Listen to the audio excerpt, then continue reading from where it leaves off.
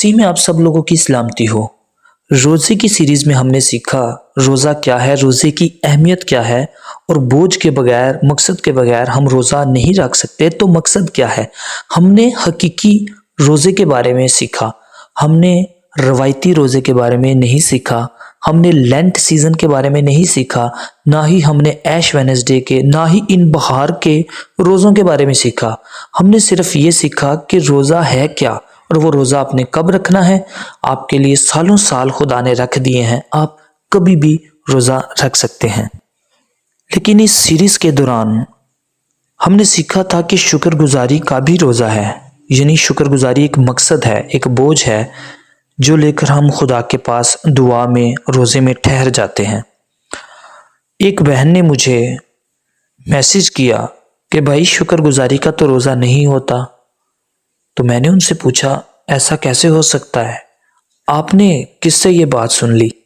انہوں نے مجھے ایک ویڈیو کلپ سینڈ کیا، اور جب میری بہن نے وہ ویڈیو مجھے سینڈ کی، میں نے دیکھا تو میں بڑا حیران ہوا کہ ایک بڑے کراؤڈ میں یہ بات کی جا رہی تھی کہ آپ جب روزہ رکھتے ہیں تو آپ اپنی جان کو دکھ دیتے ہیں، تو اس لیے شکر گزاری کا روزہ نہیں ہوتا۔ مجھے یہ بات خیر سمجھ نہیں آئی۔ کلام ہمیں کیا کہتا ہے ہم نے وہ سمجھنا ہے۔ فلپیوں کا خط 4 باب اس کی 6 آیت لکھا ہے، کسی بات کی فکر نہ کرو بلکہ ہر ایک بات میں تمہاری درخواستیں دعا اور منت کے وسیلہ سے شکر گزاری کے ساتھ خدا کے سامنے پیش کی جائیں، یعنی آپ کی دعائیں، آپ کی درخواستیں اور شکر گزاریاں یہ دعا میں خدا کے حضور رکھی جائیں۔ اور پھر یہ بھی لکھا ہے کلسیوں 2 باب 7 آیت میں، اور اس میں جر پکڑتے اور تعمیر ہوتے جاؤ، اور جس طرح تم نے تعلیم پائی اسی طرح ایمان میں مضبوط رہو اور خوب شکر گزاری کیا کرو۔ یہ شکر گزاری کس طرح سے ہم نے کرنی ہے، کلام ہمیں کیا بتا رہا ہے، میں یہ آپ تک بات پہنچانا چاہتا ہوں۔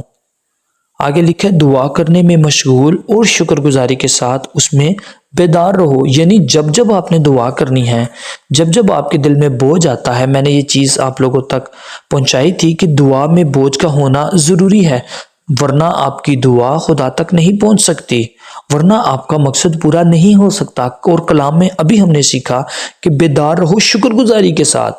اور اگر ہم اس بات کو تھوڑا اور آگے چل کے دیکھیں تو ہم اولڈ ٹیسٹیمنٹ میں سے دیکھ سکتے ہیں، یسایہ اس کا 58 چیپٹر اور اس کی 5-6 آیت میں ہمیں کیا بتایا گیا ہے۔ اب خدا کیا کہہ رہا ہے کہ کیا یہ وہ روزہ ہے جو مجھ کو پسند ہے؟ اب سنیے گا، ایسا دن کہ اس میں آدمی اپنی جان کو دکھ دے اور اپنے سر کو جھاؤ کی طرح جھکائے اور اپنے نیچے ٹاٹ اور راکھ بچھائے۔ آگے کویسچن مارک ہے کہ مطلب خدا پوچھ رہا ہے کہ مجھے ایسا روزہ چاہیے، کیا تو اس کو روزہ اور ایسے دن کو کہے گا کہ یہ خدا کو مقبول ہو؟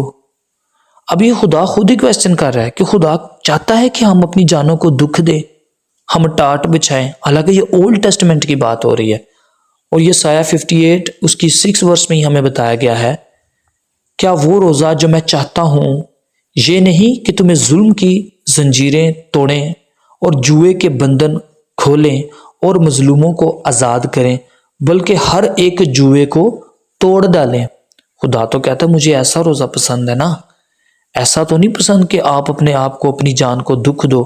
تو روزے کا مطلب اپنی جان کو دکھ دینا نہیں ہے، بلکہ روزے کا مطلب یہ ہے کہ ہم جو کھانا پینا یا دنیاوی کام کرتے ہیں وہ سب کچھ چھوڑ کر خدا ہم تیرے پاس آئیں۔ تو اس سے اچھی کون سی بات ہو سکتی ہے کہ ان تمام چیزوں کو ہم خدا کے سامنے رکھتے ہیں، اور جب یہ اقرار کرتے ہیں کہ خدایا دیکھ تو نے اتنی میری زندگی میں خوبصورت شاندار کام کیے ہیں کہ میں ان تمام کاموں کو یاد کرتے ہوئے آج بڑے بوجھ کے ساتھ شکر گزاری لے کر تیرے پاس آیا ہوں، اور اس کو قبول کر۔ میں سمجھتا ہوں کہ اس بات کو ہم نے سیکھ لیا کہ شکر گزاری کا روزہ ہوتا ہے، یہ ایک مقصد ہے، یہ شکر گزاری ایک بوجھ ہے، یہ احسان مندی ہے۔ شکر گزاری کا مطلب ہی احسان مندی ہے۔ تو ہم کیسے ہو سکتا ہے کہ ہم خدا کا احسان نہ مانیں؟ ہم جو بے نام تھے اس کو نام مل گیا، ہم جو داغدار تھے وہ بے داغ ہو گئے۔